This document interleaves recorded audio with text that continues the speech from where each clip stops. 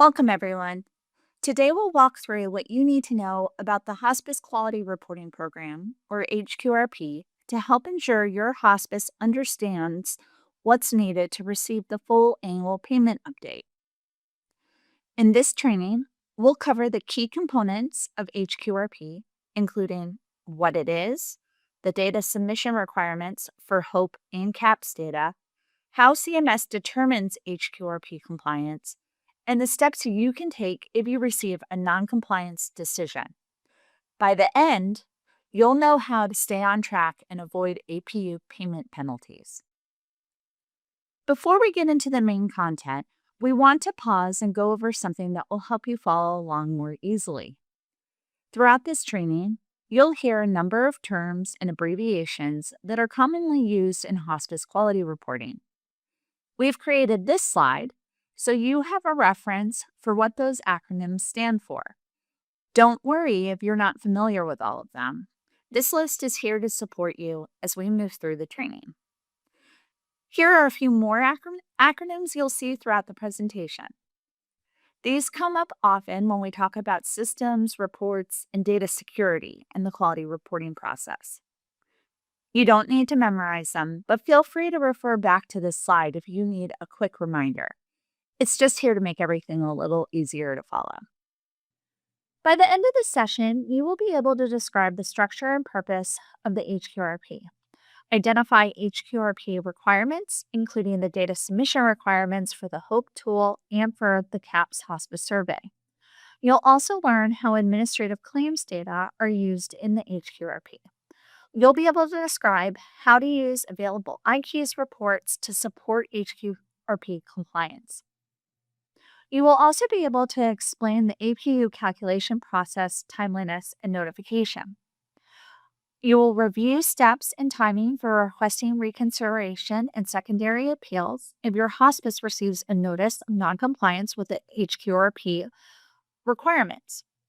You will be able to describe the exceptions for extraordinary circumstances when an extraordinary circumstance beyond the hospice's control, like a natural disaster, may delay or permit submission of required data, including CMS waivers and provider-initiated requests.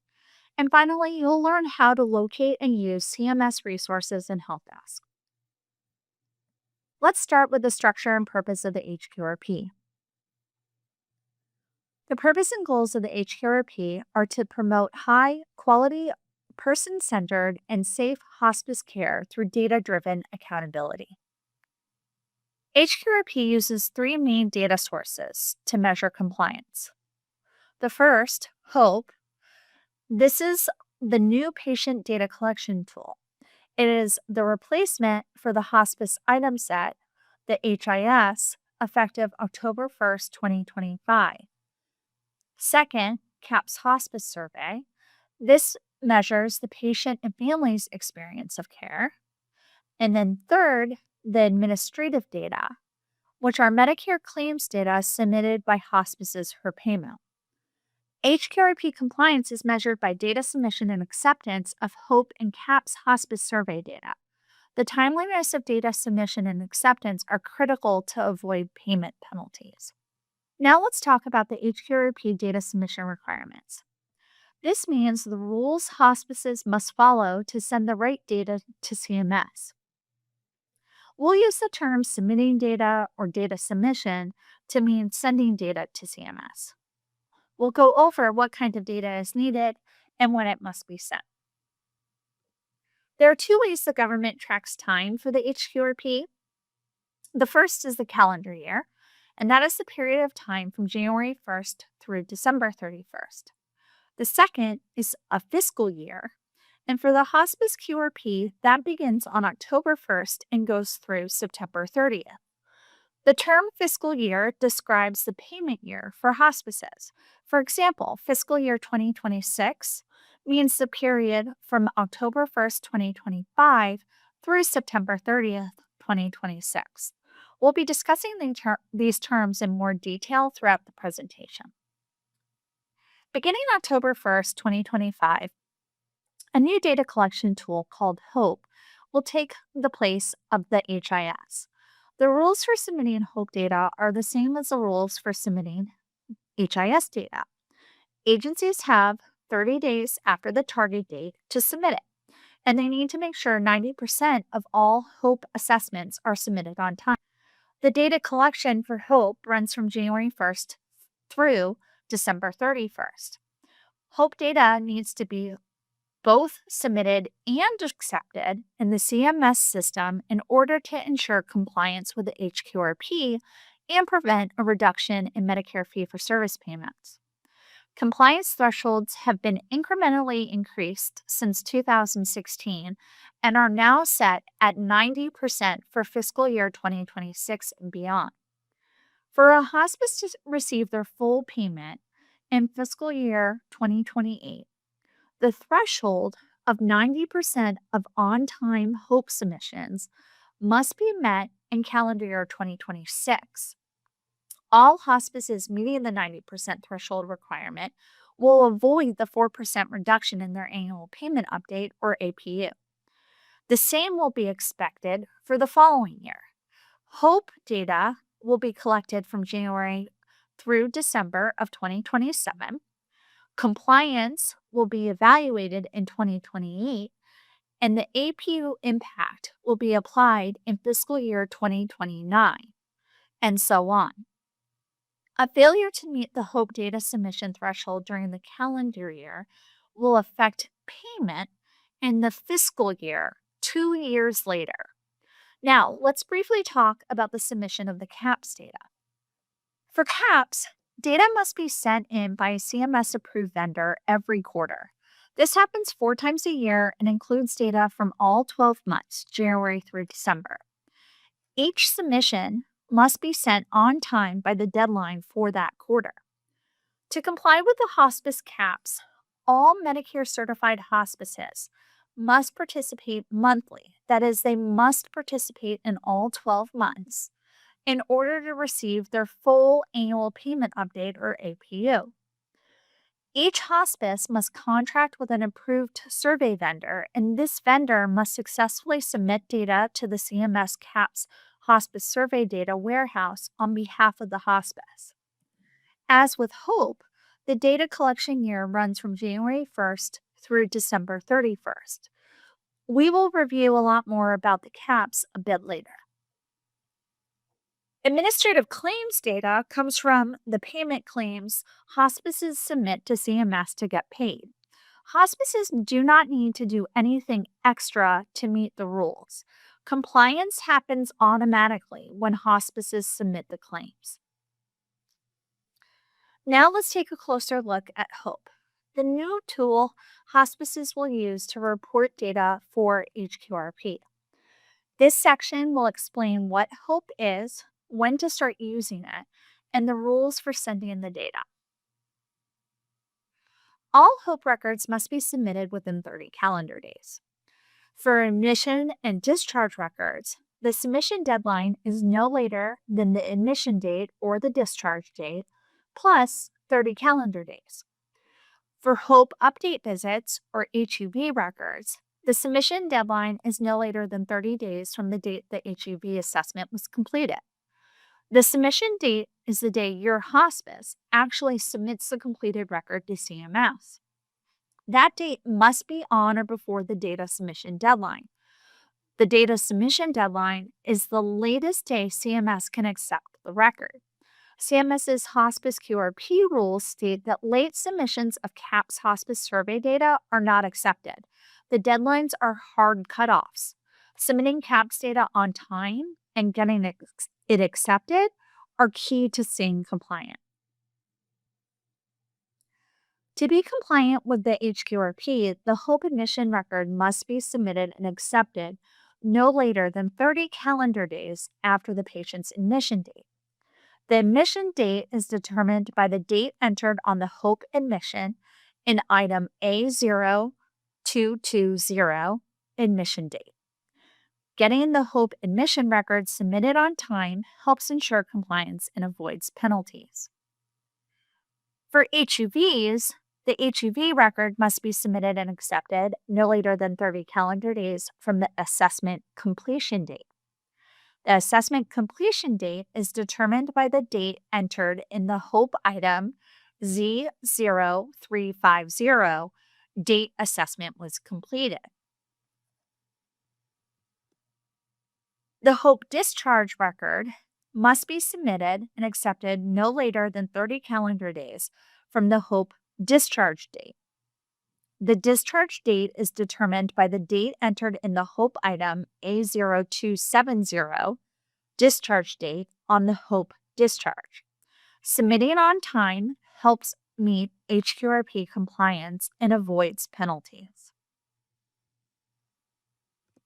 HOPE records must be sent to CMS through a system known as iKeys. It's not enough just to upload the HOPE data. Your hospice needs to make sure it's in the correct format, follows the CMS requirements for HOPE data, and is accepted by iKeys. Submitting the data alone doesn't count towards compliance if it's not accepted by iKeys. Luckily, iKeys provides reports to help hospices check that their HOPE data was received and processed correctly. Starting October 1st, 2025, hospices will be able to use two important reports in iKeys to track HOPE data submissions. The first is the Timeliness Compliance Threshold Report, which shows whether your data was submitted on time. The second is the Final Validation Report, which confirms that your records were accepted and have no data submission errors. Using these reports often will help hospices stay compliant and catch any problems early. In addition to the clinical data from HOPE, the Hospice Quality Reporting Program includes a vital component focused on patient and family experience, the CAHPS Hospice Survey. This survey collects feedback on the quality of care provided to hospice patients as reported by their primary caregivers. In this section, we'll explore how the CAHPS survey fits into HQRP compliance, who is responsible for submission, what the survey covers, and how timely, accurate reporting affects your payment updates. To follow CAHPS rules, hospices must send their survey data to the CAHPS Hospice Survey Data Warehouse. Those in the hospice that are responsible for submitting CAHPS Hospice Survey data must apply for access to the CAHPS Hospice Survey Data Warehouse. Once access to the warehouse has been granted, the user will be able to check their hospice's CAHPS submission reports. Also, hospices are encouraged to stay in touch with their survey vendor to confirm the vendor is sending the CAHPS Hospice Survey data on time. Although the vendor submits the survey data, your hospice is still responsible for making sure the submissions occur. To make sure your CAHPS data is accepted, start by contracting with a CMS-approved survey vendor. Your hospice needs to authorize the vendor to send your hospice's CAHPS data to the CAHPS Hospice Survey Data Warehouse. Your hospice should check in regularly to confirm your vendor is submitting your hospice's data on time. Also, hospices will need to learn how to access your hospice's reports from the CAHPS Hospice Survey Data Warehouse so your hospices can track what's been submitted. And if your hospice ever needs to change vendors, your hospice must complete the survey vendor authorization form on the CAHPS website. CAHPS Hospice Survey data is submitted every quarter by your survey vendor to the CAHPS Hospice Survey Data Warehouse. Submissions are due on the second Wednesday of February, May, August, and November. It's important for hospices to track these dates and stay in contact with your vendor to make sure your CAHPS Hospice Survey data is submitted on time. There are two special exemptions from the CAHPS Hospice Survey. These exemptions are only for CAHPS and do not apply to HOPE. The first exemption is a CAHPS size exemption for hospices with a low number of eligible decedents. The second is a CAHPS newness exemption for newly certified hospices that haven't been operating long enough to meet survey requirements. It's important to check the CAHPS Hospice Survey Quality Assurance Guidelines to see if your hospice qualifies for either exemption and follow the correct processes to apply. Your hospice may qualify for a size exemption if you had fewer than 50 survey eligible decedents or caregivers in the previous calendar year. To apply, visit the CAHPS survey website at www.hospicecapssurvey.org. Then go to the participation exemption for size form found under information for hospices/forms. And finally, submit the participation exemption for size form online. You must apply for this exemption each year you believe you qualify. CMS does not automatically grant this exception. To apply for the size exemption, you'll need to count the number of decedents your hospice had in the previous calendar year, also called the reference year. If that number is less than 50, you may qualify. Keep in mind the exemption only lasts for that 1 year, and you have to apply again each year if you still qualify. For example, if you're collecting data in 2026, your reference year is 2025, and your exemption request must be submitted by December 31st, 2026. Make sure to meet the deadline because late submissions won't be accepted. After you submit the participation exemption for size form, you'll get an acknowledgement email confirming that your form was received. But keep in mind, this email doesn't mean you've been approved yet. CMS will still need to review your decedent counts to decide if your hospice qualifies for the size exemption. It's important to save that acknowledgement email in case you need it later as proof that you submitted the request. Hospices that receive a new CCN or CMS certification number at any point during the calendar year for data collection are automatically exempt from CAHPS reporting for that same year. For example, if a hospice receives a new CCN in 2026, it is exempt from reporting in 2026 and must begin CAHPS reporting with January 2027 decedents. This exemption does not require an application, but it is important to save the CCN letter and envelope as proof of the issuance date. Now let's look at the HQRP life cycle. We will talk about the role of hospice, how and when compliance is determined, and how the process leads to an impact on the APU. Non-compliant hospices are subject to a 4% penalty in APU for the corresponding fiscal year. We already talked about the submission thresholds for the HOPE reporting and the submission of CAHPS data. These activities are on a cycle, and the cycle spans over a 2-year period. This graphic shows that cycle. The first section in blue shows the hospice role in data collection and submission during a 1-year period. This shows January 2026 through the end of the year, December 31st, 2026. The compliance determinations occur early in the next year, and the payment impact begins on October 1st, 2027, which is the fiscal year 2028, and is in effect through September 30th, 2028. Throughout this cycle, there are several time points to be aware of, so we will go into more detail using the graphic as a guide. Let's look at the individual components of this cycle. Let's start with the data submission, which is represented in the blue box as we begin the cycle. This includes both the HOPES and the CAHPS data, the two components of the hospice quality reporting program. This is the first part of the cycle, and it is up to each hospice to meet the required thresholds. Your hospice's submissions of both the HOPE and CAHPS data will determine your APU in fiscal year 2028.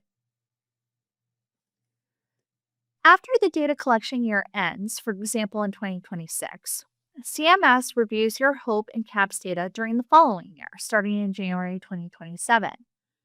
If your hospice did not meet HQRP requirements, such as missing the 90% HOPE submission rate or not complying with CAHPS survey rules, CMS will send a non-compliance letter to your hospice in July 2027. This letter is sent by mail and also posted in your iKeys folder. The iKeys version will explain why your hospice is considered non-compliant. It is important to check your iKeys folder so you can respond quickly. This letter also includes instructions on how to request reconsideration, which we will go over later in the presentation. If no action is taken, payment reductions will begin October 1st, 2027 at the start of fiscal year 2028. If a hospice receives a noncompliance letter from CMS and believes it was sent in error, the hospice may submit a reconsideration request. A reconsideration is CMS's formal process for a hospice to challenge a payment reduction penalty under the Hospice Quality Reporting Program if the hospice believes CMS's noncompliance decision is wrong. The reconsideration request gives a hospice the chance to have their situation reviewed by CMS. The 30-day reconsideration window starts the day the letter is sent, which is typically in July, meaning the request period usually falls between July and August. For example, if the letter is dated July 15th, the request must be submitted by August 14th. As shown in the timeline, this happens after the data collection year in 2026 and during the compliance review year in 2027. We will go into more detail about the reconsideration process later in the presentation. If your hospice has applied for a reconsideration, you will be notified about the results by CMS. This notification will fall between August and September. Once the reconsideration requests are reviewed by CMS and hospices are notified of CMS decisions, the APU is determined and implemented. For hospice, the implementation of the APU occurs on October 1st each year. But remember that it reflects the data collection period from almost 2 years prior. So here, the APU determination implemented October 1st, 2027 for fiscal year 2028 reflects data from January through December of 2026. Let's talk a bit more about APU implementation. Compliance with the HQRP impacts your hospice's annual payment update, or the APU. It is the act of submitting data and the acceptance of that data that determines compliance with the HQRP requirements. It is not your actual performance on the quality measures or on the hospice CAHPS. Failure to comply with the HQRP requirements will result in a 4% point reduction in the APU for hospice providers. This last phase will be the receipt of the APU. So all of these events in the HQRP lifecycle will occur before the hospices can receive their full annual payment update, or APU. Receipt of the full APU is possible for hospice agencies that meet the HQRP requirements. In other words, in order to preserve your full annual payment update, a hospice must fully meet all the requirements that mandate the collection and submission of HOPE admission and discharge data for all patients admitted to their hospice and participate in the hospice CAHPS for all 12 months of the year. Now, let's get into more detail regarding the request for reconsideration and the process for that. Should your hospice receive a letter of noncompliance? A reconsideration is a request for a review of the noncompliance decision prior to the 4% point reduction in the hospice's APU that takes effect on October 1st of the applicable fiscal year. If a hospice does not meet HQRP data submission requirements, CMS sends a noncompliance letter. This letter includes the reason for noncompliance and steps for what to do next. It also provides instructions for requesting a reconsideration if the hospice believes there's been an error. CMS sends this letter in 2 ways: through your Medicare Administrative Contractor, or MAC, and also through iKeys. These letters are usually sent out in July, so it's important to monitor both sources and act quickly if one is received. If your hospice receives a noncompliance letter and you believe it was sent in error, you can file a reconsideration request with CMS. The 30-day window to submit begins on the date listed on the letter, not the date you open it. Since letters are usually sent in July, this means the reconsideration period typically falls between July and August. If you're planning to request reconsideration, be sure to gather your materials and act within this timeframe. Let's walk through the process for submitting a reconsideration request. First, CMS sends the noncompliance letters both through your Medicare administrative contractor by mail and through iKeys. Either version serves as official notice, so it's important to check both. If your hospice plans to request reconsideration, the only way to submit a reconsideration request is by email. CMS does not accept late requests or any sent by mail or fax.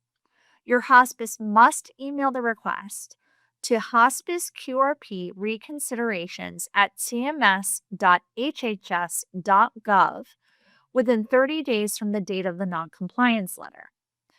In your email to CMS, include your CMS certification number or CCN, your hospice's business name and address, the name and contact info of the CEO of their designated representative, and the reason CMS listed for noncompliance. Your hospice also needs to submit any supporting documentation that proves your hospice was compliant or qualifies for an exemption, such as emails, final validation reports, or exemption approvals. The subject line of the email should say Hospice ACA 3004 Reconsideration Request and include your CCN. Keep in mind, you must not include any PHI or patient identifiers since email is not a secure method. If any PHI is sent, it could trigger a CMS security issue. Lastly, CMS makes its decisions based solely on the documents you provide. They will not follow up for missing or incomplete information. If your documentation clearly supports compliance, the penalty will be removed. If not, the 4% payment reduction will stay in place. Once your hospice submits a reconsideration request, the final determination by CMS will be made based solely on the documentation provided. Again, they will not reach out for missing information or follow up on unclear details. That's why it's so important to include everything up front. If CMS does not see clear evidence that your hospice was compliant, the 4% payment reduction remains in place. But if the documents clearly show that your hospice met the HQRP requirements, then the penalty will be reversed. So make sure the information your hospice submits is complete, accurate, and well supported because your hospice will not get a second chance to add more information later. So now let's talk about what happens after all the reconsideration decisions have been made by CMS. Once CMS finishes reviewing the submitted reconsideration request and making their final decisions, they will prepare a public notice. This notice includes a list of hospices that are either compliant, non-compliant, or have been excluded from the annual payment update or APU for that fiscal year. Now, this part is important. CMS makes this list available to the public. That means anyone can access the list of hospices and it becomes part of your hospice's public record. The final list is posted on the CMS HQRP reconsideration request webpage later in the year after all the reviews are completed. So you'll want to keep an eye out for that posting. Also, CMS helps folks find this list more easily by adding a direct link to Medicare.gov or CareCompare right under the section labeled Medicare Reporting Requirements. That means if someone searches for your hospice on Medicare.gov, they can use this link to see whether or not your hospice met the quality reporting requirements for that year. So again, this is why it's so important to meet the HQRP data submission deadlines and follow the process closely. Not only is your payment at risk, but your compliance status will also be publicly visible to patients, families, and referral sources who may be looking you up online. Now, let's talk about what to do in cases of extraordinary circumstances. If something major like a natural disaster or emergency prevents your hospice from meeting HQRP requirements, there are two types of relief available. First, there are provider initiated requests where your hospice submits a request to CMS asking for an extension or exemption because of an extraordinary situation. If your hospice experiences something like this, you'll need to provide supporting documentation when requesting relief. You can find more information and guidance on how to request an extension or exemption on the HQRP website under the Extension and Exemption Request section. The second way is CMS may issue automatic waivers, for example, in the case of a FEMA declared disaster, where CMS has identified affected areas and then grants relief without the hospice needing to apply. Now let's review the resources that are available to you for future reference. On this first page of resources, we've gathered some of the most important links you'll want to keep handy. These cover everything from general HQRP information to specific tools and reporting systems you'll use regularly. Whether you're looking for guidance on HOPE, checking your CAHPS survey vendor, or keeping up with HQRP announcements, it's all right here. Now let's take a look at some helpful resources. These manuals on the CMS website give you more detailed guidance on the quality reporting program, including HOPE, CAHPS, and how the measures are calculated. If you're ever unsure about the reporting process or quality measure definitions, these are the go-to documents. There have been several previous trainings developed to help hospices better understand the hospice quality reporting program. These resources are great for onboarding new staff or for reviewing specific topics in more detail. You can find many of these training materials on the HQRP Training and Education Library webpage.